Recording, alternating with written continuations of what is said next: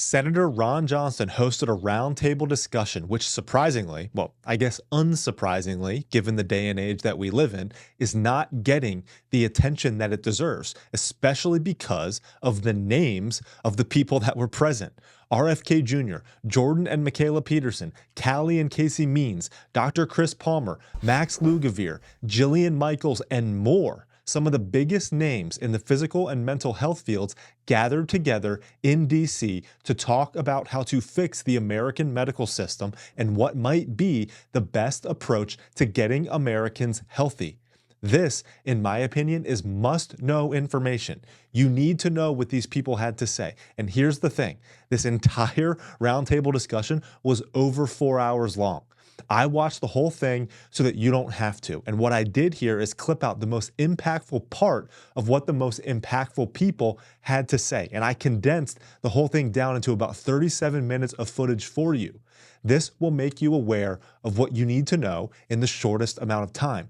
Trust me, what is discussed by these people in these clips you are about to see is worth your time. This could save your life and the life of those that you love. You need to wake up to what is happening to us. RFK Jr. led this thing off. And this is one of the longest clips, but especially impactful because of what he says here about how he spent his entire career fighting on behalf of children's health against big, corrupt corporate and government entities that are keeping us sick. This right here is why we need this man as a part of the next presidential administration. When discussing improvements to U.S. healthcare policy, politicians from both parties often say that we have the best healthcare system in the world. That is a lie. The U.S. healthcare system is an existential threat to our country. If the American experiment fails, it will not be because we had the wrong marginal tax rate. It won't be because we don't have the perfectly optimized level of social safety net spending. It won't be because of the culture war and DEI issues and the media trumpets to orchestrate the division among all of us. No, if America fails, the chief reason will be because we let our country get sicker, more depressed, fatter, more infertile, at an increasing rate while crippling our national security, bankrupting our national budget with healthcare costs. Every major pillar of the U.S. healthcare system, as a statement of economic fact, makes money when Americans get sick. The most valuable asset in this country today is a sick child. About 18% of American teens now have fatty liver disease. That disease, when I was a boy, only affected late-stage alcoholics who are elderly. Cancer rates are skyrocketing in the young and old. Young adult cancers are up 79%, and 1 in 4 American women is on antidepressant medication. 40% of teens have a mental health diagnosis. 15% of high schoolers are on Adderall. And 500,000 American children are on SSRIs. No other country has anything like this. So what's causing all of this suffering? I'll name 2 culprits. First and worst is ultra-processed foods. 70% of American children's diets is now ultra-processed, which means industrial manufactured in a factory. These foods consist primarily of processed sugar, ultra-processed grain, and seed oils. Laboratory scientists, many of them whom were formerly working for the cigarette industry, which purchased all of the big food companies in the 1970s and 80s, deployed their thousands of scientists to invent new chemicals to make our food more addictive. And these ingredients didn't exist 100 years ago. Humans are not biologically adapted to eat them. Hundreds of these chemicals are now banned in Europe, but they are ubiquitous in American processed foods. We are literally poisoning our children systematically for profit. The second culprit is toxic chemicals in our food, our medicine, and our environment. Pesticides, food additives, pharmaceutical drugs, and toxic waste permeate every cell in our bodies.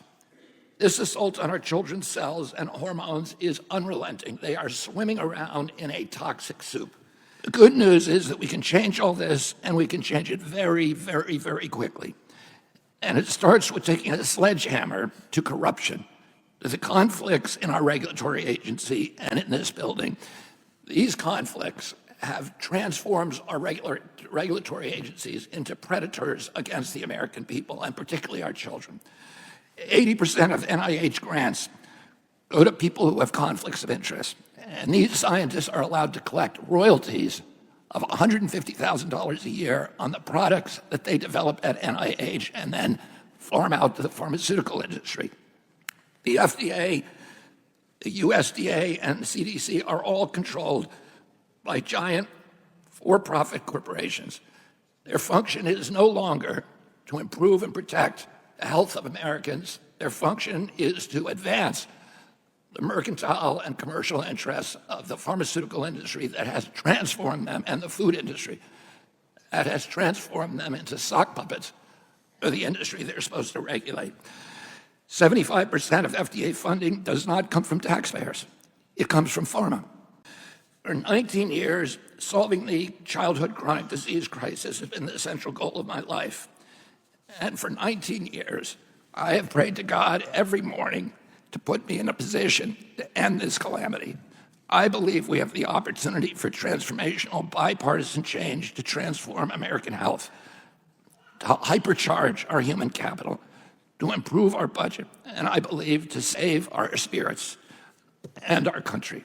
If you don't want this guy as a part of the Trump administration, then I seriously question your judgment. I just did a video on the Trump Dream Team, which includes RFK Jr., Elon Musk, Tulsi Gabbard, Vivek Ramaswamy, Ben Carson, etc. We have the opportunity to elect a once-in-a-generation administration capable of getting America and Americans back on track. Anyway, next is Mikhaila and Jordan Peterson, who get into the importance of diet. Here's a short clip of Mikhaila first talking about the impact that diet has had on her health. I've only been eating beef and lamb for 7 years now in order to keep my symptoms in remission. I'm not on any medication. I have no symptoms of disease. I'm in complete remission after spending 16 years being medicated with multiple joints replaced. I spent 7 years trying to get the medical community to take this seriously and conduct some studies. The plant-free ketogenic diet I'm on, which is what it is, it's gone viral on TikTok, has over 500,000 people following it on social media. The number of Google searches for these ketogenic diets has skyrocketed since about 2017. I have groups online with over 30,000 people who follow the same diet as me for autoimmunity and mental disorders that they've been unable to treat any other way. These people are putting their diseases into remissions after decades. This way of treating disease has garnered an international attention from the Times to Fox to Sky News Australia. The problem is, most people don't know that what they're consuming is making them sick. They know junk food is bad, but they don't realize it's causing chronic disease, and neither do their healthcare providers. When you're diagnosed with a mental or autoimmune disorder, diet and the state of your gut isn't even mentioned. If it is brought up, you're ostracized. Now here's Jordan Peterson, who talks about the science behind what Mikhaila talked about and brings more evidence into how diet should be the primary focus of science and medicine when it comes to human health. You're chronically ill. You have a plethora of symptoms. You eat a multitude of foods. There's some relationship between the food and the outcome, at least in principle. How are you going to determine that? Well, no simple analysis is possible because of the multiplicity of factors, both on the symptom side and on the dietary side.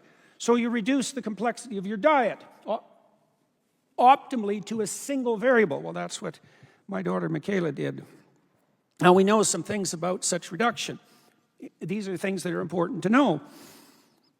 Ketogenic diets switch the body to fat metabolism, so they constitute a step in that direction. If you flip your body to fat metabolism and your symptoms decline, then you know that the metabolic illness that you're suffering from has some association with glucose metabolism. Now, Mikhaila, I believe, or perhaps, yeah, it was Mikhaila, mentioned the fact that for a century, childhood epilepsy has been treated with a ketogenic diet because your brain won't go into convulsions if you're not feeding it sugar.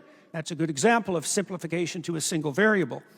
Now, another alternative or associated issue with ketogenic diets is restriction of carbohydrate and sugar intake. So they eliminate the contribution of the glucose-dependent metabolic pathway to obesity, insulin resistance / diabetes, and inflammation.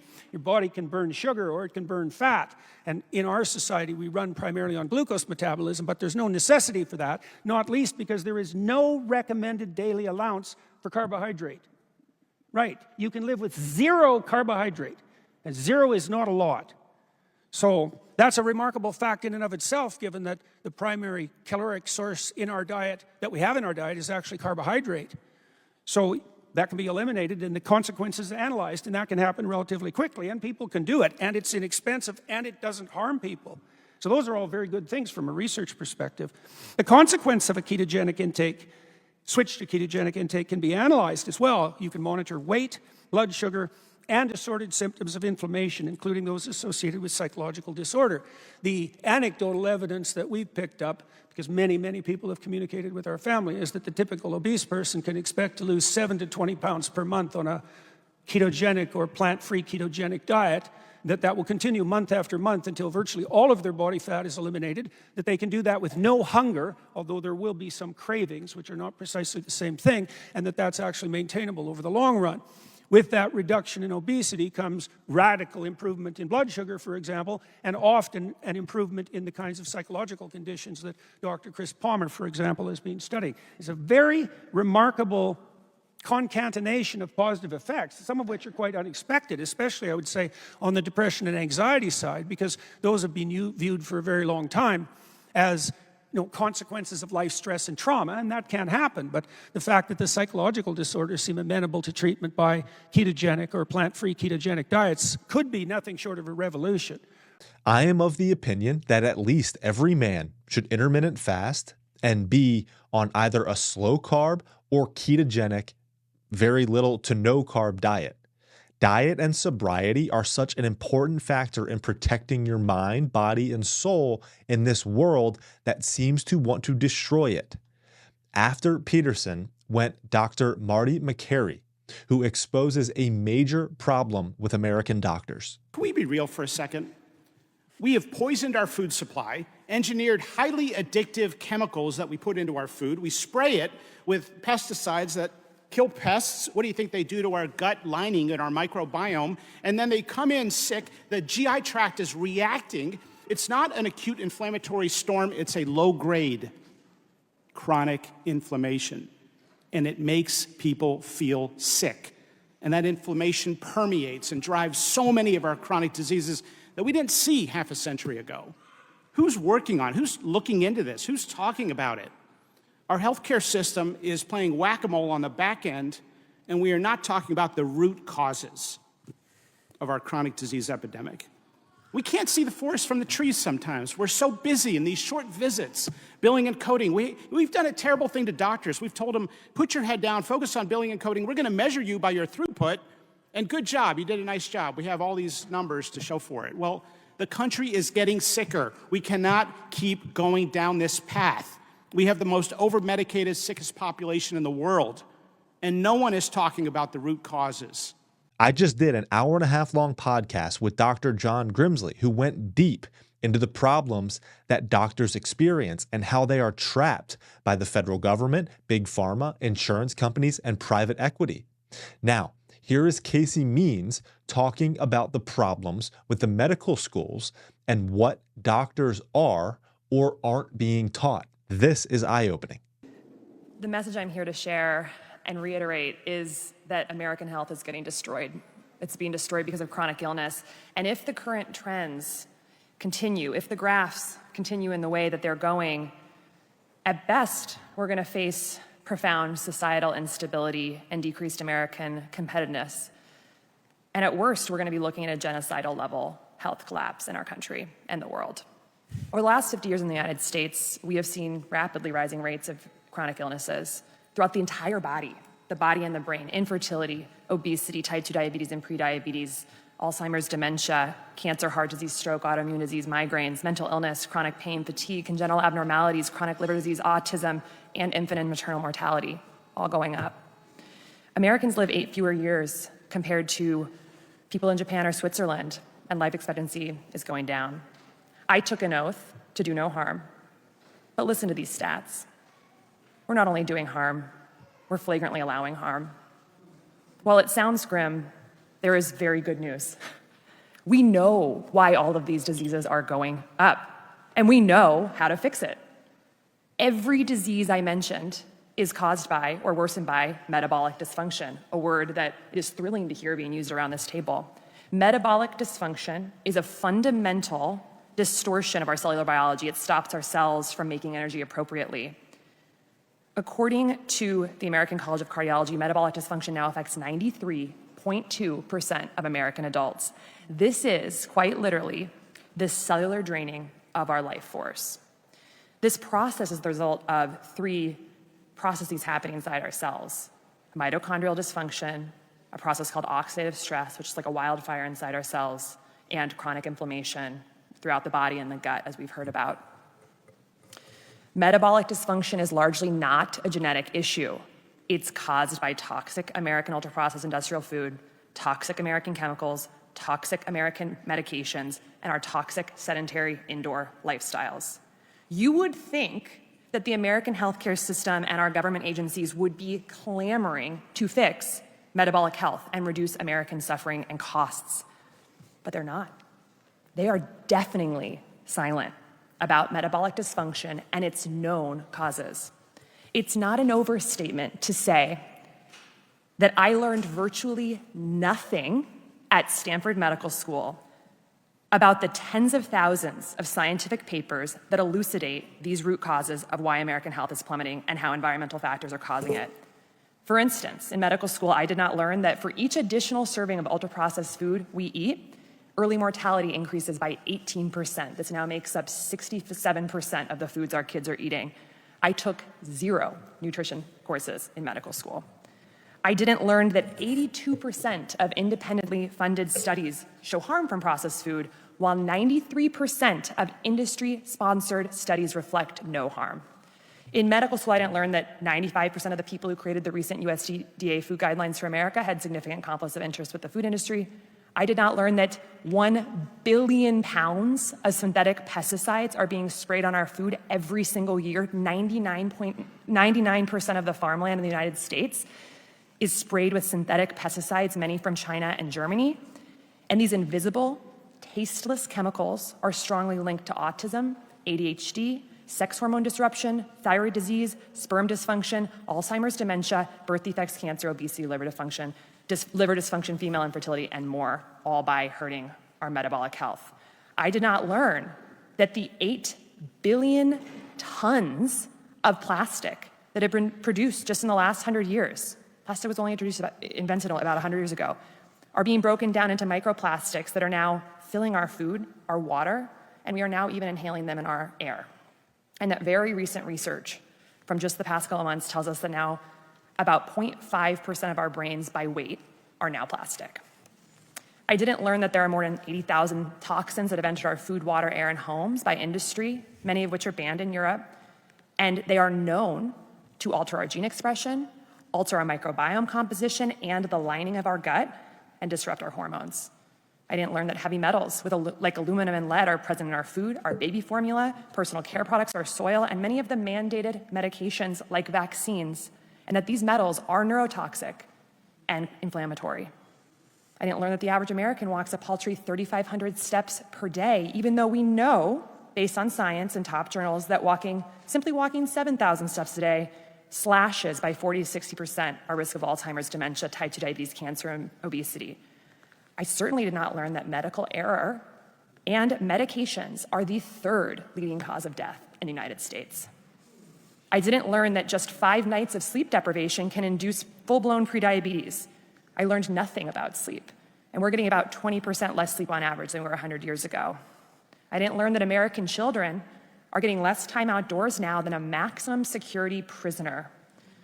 And on average, adults spend 93% of their time indoors, even though we know from the science that separation from sunlight destroys our circadian biology, and circadian biology dictates our cellular biology.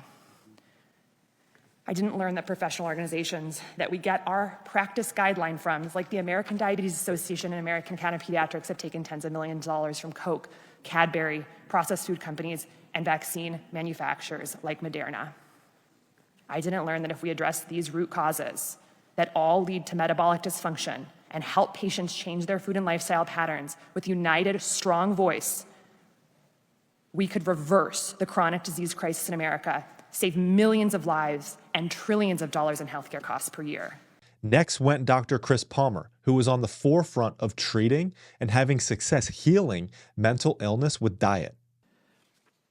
It is shocking that today in 2024, the FDA allows food manufacturers to introduce brand new chemicals into our food supply without adequate testing. The manufacturers are allowed to determine for themselves whether this substance is safe for you and your family to eat or not.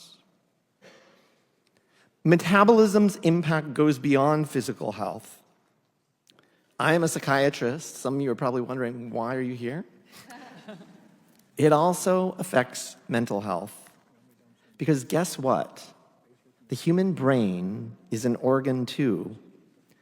And when brain metabolism is impaired, it can cause symptoms that we call mental illness. It is no coincidence that as the rates of obesity and diabetes are skyrocketing, so too are the rates of mental illness. In case you didn't know, we have a mental health crisis. We have all-time prevalence highs for depression, anxiety, bipolar disorder, deaths of despair, drug overdoses, ADHD, and autism. What does the mental health field have to say for this? Well, mental illness is just chemical imbalances or maybe trauma and stress. That is wholly insufficient to explain the epidemic that we are seeing. And in fact, there is a better way to integrate the biopsychosocial factors known to play a role in mental illness.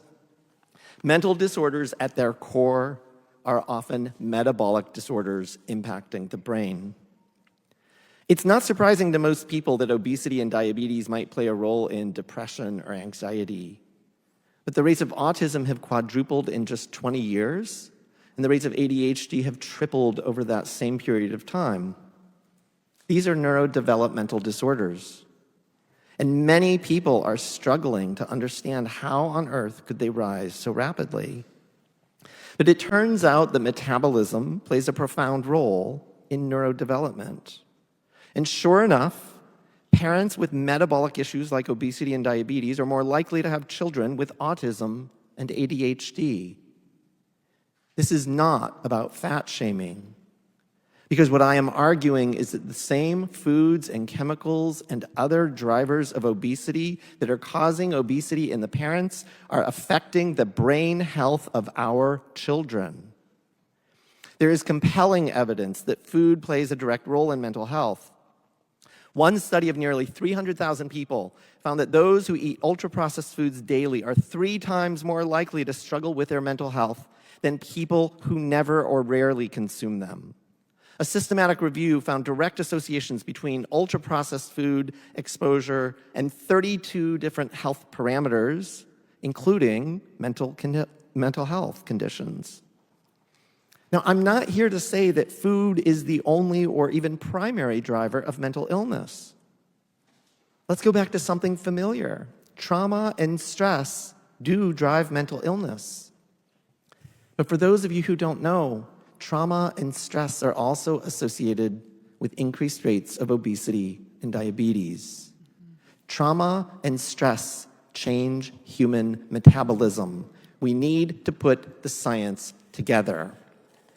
This brings me to a key point. We cannot separate physical and mental health from metabolic health. Addressing metabolic dysfunction has the potential to prevent and treat a wide range of chronic diseases. This is not just theoretical. We've just heard from Mikhaila Peterson Fuller, Dr. Peterson. In my own work, I have seen firsthand how using metabolic therapies like the ketogenic diet and other dietary interventions can improve even severe mental illnesses like schizophrenia and bipolar disorder, sometimes putting them into lasting remission. These reports are published in peer-reviewed, prestigious medical journals. That's revolutionary stuff that Palmer is on the forefront of with regard to mental health. Again, I repeat, what you put into your body, food and drink and drugs, all affect your metabolic health and your overall physical and mental health. An important line of defense that you have control over is what you put into your mouth. Sobriety and clean eating keep you safe. Now, here's Calley Means, the brother of Casey Means. And remember, these two just went viral with Tucker Carlson. Highly recommend that entire podcast as well. Here he is, and this is shocking stuff. When thinking and talking about healthcare early on, I would often make the lazy statement that, well, there's problems, but life expectancy has doubled. And I hear that. I hear that at meeting with, frankly, senators, members of Congress today. That's something we often go to. Well, our system's okay. As Peter Tia pointed out in his book, and this is so crucial, if you remove advancements from infectious and acute conditions, life expectancy has not increased in the past 100 years. We spend 90 to 95% of all medical spending on chronic issues, and it's done nothing. As heart disease has gone up as more statins are prescribed. Type 2 diabetes has gone up as more metformin is prescribed. ADHD has gone up as more Adderall is prescribed. Depression and suicide has gone up as more SSRIs are prescribed. Pain has gone up as more opioids are prescribed. Cancer has gone up as we've spent more on cancer. And now JP Morgan, literally at the conference in San Francisco recently, they put up a graph. And they showed as more Ozempic is projected to be prescribed over the next 10 years, obesity rates are going to go up as more Ozempic is prescribed. Explain that to me. It was clapping. All the bankers were clapping like seals at this graphic. This is a game. We are getting sick. 9 out of 10 killers of Americans, 90% of medical costs are from a weaponized food system. It's not that complicated. When I say weaponized, I mean that literally. Our processed food industry was created by the cigarette industry.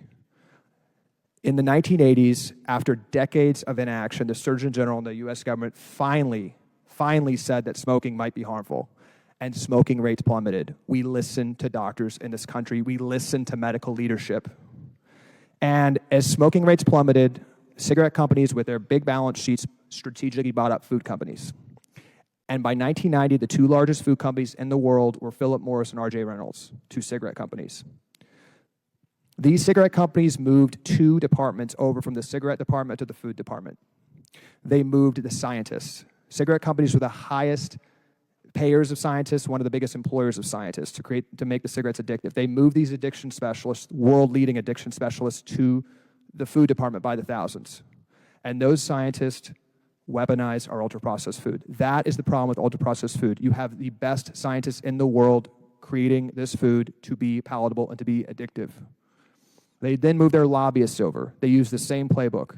And their lobbyists co-opted the USDA and created the food pyramid. The food pyramid was a document created by the cigarette industry through complete corporate capture and was an ultra-processed food marketing document saying that we needed to eat a bunch of carbs and sugar. And we listened to medical experts in this country. The American people, American parents, many parents who had kids in the 90s thought it was a good thing to do to give their kids a bunch of ultra-processed food. And carb consumption went up 20% in the American diet in the next 10 years. The devil's bargain comes in that this ultra-processed food consumption has been one of the most profitable dynamics in American history for the healthcare industry, as we've all just been decimated with chronic conditions. The medical industry haven't not only been silent on this issue, they've actually been complicit. Working for the food industry, I helped funnel money from Coca-Cola to the American Diabetes Association. The truth is we need to listen to the medical system if you have an acute issue like a life-threatening infection or broken bone, but when it comes to the chronic conditions that are plaguing our lives, we should distrust almost every institution regarding nutrition or chronic disease advice. As the panelists have described, we are at an existential moment, especially when it comes to chronic conditions that make up 90% of medical costs. Do you see what you are up against? You heard what he said. You need to be skeptical about the information and food that you are being fed. Now, here's Max Lugavere talking about how our food is killing us. Nutrition.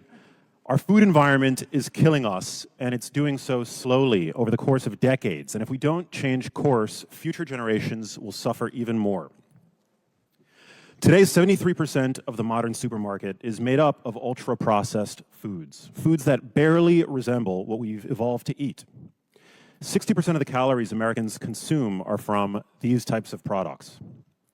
Certain demographics are hit harder than others. For example, Black Americans consume, on average, 80% of their calories from ultra-processed foods, contributing to a disproportionate burden of diet-related diseases. This isn't by accident. Many such populations are specifically targeted by advertisers. But make no mistake, all Americans are under attack, and it's costing us dearly.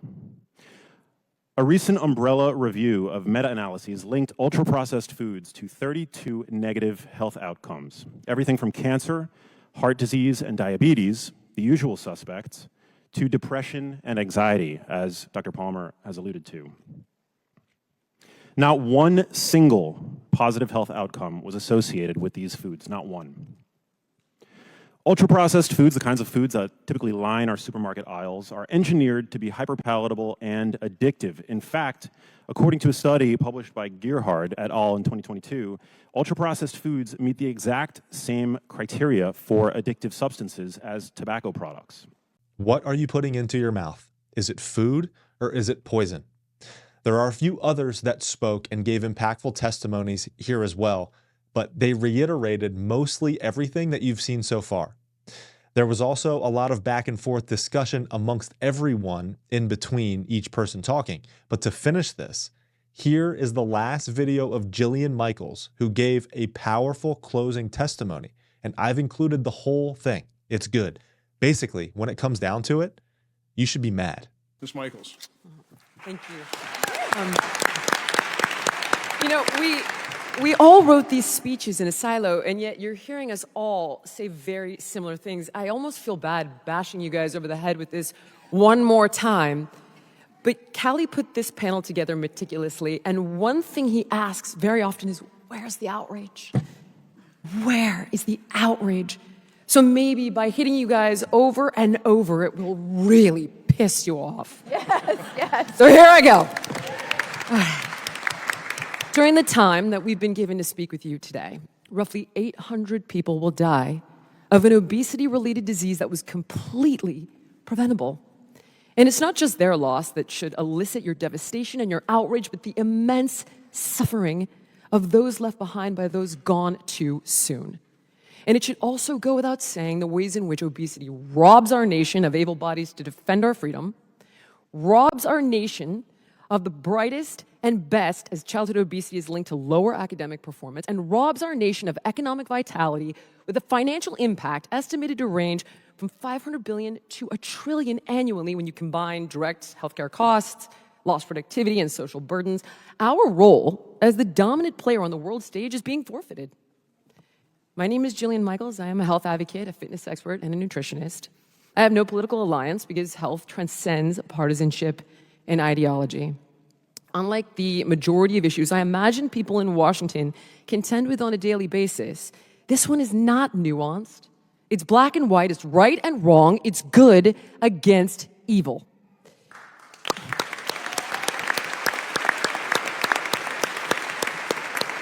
The experts accompanying me today are sharing with you the staggering depth of corruption big corporations engage in to transform Americans as young as possible into fat, sick, and nearly dead cash cows.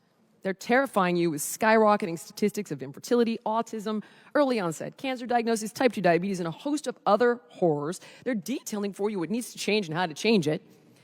I've traditionally worked outside the system, trying to empower people to help themselves instead of waiting for lifeboats that may never arrive. But that said, it's become harder and harder for people to take agency and enact change for the reasons we're laying out for you today. And ultimately, I have discovered that despite my best efforts and the efforts of people here like me, Americans need systemic help, and they need it urgently. We sit here before you today to set the stage, establish the stakes from firsthand perspectives, and hopefully inspire you to act upon some of the suggestions provided.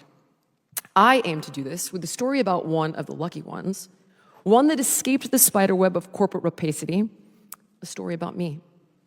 Today, I'm widely known as an individual synonymous with fitness, but this wasn't always the case. In 1974, the year that I was born, less than 10% of our population was overweight or obese. And prior to that, over the course of all human existence, being overweight or obese was considered extremely unusual and rare. And somehow they weren't holding panels, by the way. Nobody needed a panel to figure it out. But by the late 70s, suddenly the rate in which our population began to grow in size became supersonic. By the time I was 13, in 1987, I was already 170 pounds, at only 5'1", officially, clinically obese. And from the year I was born to the year I turned 21, obesity rates had tripled. Today, in 2024, as we've said now numerous times, it's estimated that roughly 75% of our adult population is obese or overweight. The entirety, almost, of my generation, along with the 2 generations that followed, have fallen victim to America's unchecked obesity crisis and over 170 comorbidities that go along with it. I don't know about you, but I've watched my friends jabbing themselves every day with fertility drugs, praying for a pregnancy, my friends getting up at the crack of dawn to get radiated where the lump was found in their breast, my friends swallowing fistfuls of pills to manage their debilitating anxiety and depression. The decades between 1980 and now didn't beget a genetic quantum leap in which our DNA inexplicably mutated to make American bodies expand and fall ill at an unprecedented pace. And while Gen X, Millennials, and Gen Z have our problems, 75% of us are not stupid, weak, or lazy. So hopefully you are wondering, what has happened to us? And we're here to tell you. In the late 70s and the early 80s, a sinister series of events converged to change food and subsequently health in America indefinitely. A plague that crept like a fog while we slept, literally and figuratively, blindly trusting that the powers that be would never betray us. I mean, it seemed unthinkable to question whether a corporation would poison us for profit. I mean, the widespread assumption, at least when I was a kid, was that they were acting on our behalf. They wanted to make food, more affordable and more convenient. But it was this betrayal of trust that allowed them to insidiously infiltrate every part of our lives. Home-cooked meals became fast food value meals. Libraries and bookstores with no food or drink policies installed cafes selling 500-calorie coffee drinks and pastries. Eggs became heart disease cholesterol bombs, and Honey Nut Cheerios got labeled heart healthy. The default human condition in the 21st century is obese by design. Specific, traceable forms of what's referred to as structural violence are created by the catastrophic quartet of big farming, big food, big pharma, and big insurance. They systematically corrupt every institution of trust, which has led to the global spread of obesity and disease. Dysfunctional and destructive agricultural legislation like the Farm Bill, which favors high-yield, genetically engineered crops like corn and soy, leading to the proliferation of empty calories, saturated with all of these toxins that we've been talking about today for 3 hours. And it seems like we can never say enough about it. And then this glut of cheap calories provides a boon to the food industry giants. They just turn it into a bounty of ultra-processed, factory-assembled foods and beverages strategically engineered to undermine your society and foster your dependence like nicotine and cocaine. So we literally cannot eat just one. And to ensure that you don't, added measures are taken to inundate our physical surroundings. We're literally flooded with food, and we are brainwashed by ubiquitous cues to eat, whether it's the Taco Bell advertisement on the side of a bus as you drive to work or the vending machine at your kid's school. There's no place we spend time that's left untouched. They're omnipresent. They commandeer the narrative with $30 billion worth of advertising dollars, commercials marketed to kids with mega celebrities eating McDonald's and loving it, sponsored dietitians paid to promote junk food on social media, utilizing anti-diet body positivity messaging like derail the shame in relation to fast food consumption. Time magazine brazenly issuing a defense of ultra-processed foods on their cover with the title, "What if ultra-processed foods aren't as bad as you think?" And when people like us try to sound the alarm, they ensure that we are swiftly labeled as anti-science, fat shamers, and even racists. They launch aggressive lobbying efforts to influence you, our politicians, to shape policy, secure federal grants, tax credits, subsidy dollars, which proliferates their product and heavily pads their bottom line. They have created a perfect storm in which pharmaceuticals that cost hundreds, if not thousands per month, like Ozempic, that are linked to stomach paralysis, pancreatitis, and thyroid cancer, can actually surge. This reinforces a growing dependence on medical interventions to manage weight in a society where systemic change in food production and consumption is desperately needed and also very possible. These monster corporations have mastered the art of distorting the research, influencing the policy, buying the narrative, engineering the environment, and manipulating consumer behavior. So given all of this, the question becomes, how did I escape? I mean, I still remember the lunches my mom would pack me as a little kid. And, I mean, it was such innocence and love, and she had no idea that my kindergarten lunchbox contained at least 50, now I'm thinking it's far more, carcinogens, solvents, emulsifiers, colorings, preservatives. I have the list. I'm going to skip it because we did it already. Frankenfoods like juice boxes with no juice. Processed lunch meat held together by meat glue. I mean, as a tween, I would sit on the couch after school, just numbingly inhaling Cheetos and Oreos in front of the TV. There was no such thing as mealtimes. And I could stuff myself endlessly and never feel full. Buckets of KFC at night for our family dinner because it was quick, convenient, affordable. And I remember I would lay in bed comatose. It was a lifestyle equivalent to a death sentence, but we never questioned it because we were just a family that was simply attuned to the culture. So it should come as no surprise that by that tender age of 13, I was obese, failing in school, and becoming increasingly depressed and despondent.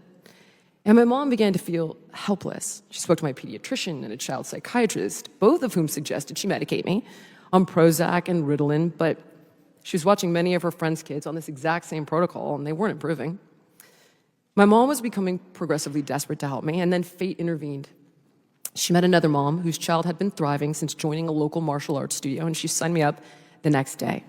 And my sensei was smart enough to recognize the ways in which America's youth were being routinely poisoned, and he cared enough to create an environment where myself and the other students under his wing were educated, insulated, and nourished to become our best selves. I went on to get my black belt and become a trainer and a nutritionist myself with the intention of waking up the others and giving them the same tools that he gave me. And while I have been fortunate enough to pull many back from the edge, over the course of my 30-year career, I have lost just as many, if not more, than I've saved. I have watched them slip through my fingers. Mothers that orphaned their children, husbands that widowed their wives. I have even watched parents forced to suffer the unthinkable loss of their adult children. There are not words to express the sadness I have felt and the fury, knowing that they were literally sacrificed at the altar of unchecked corporate greed.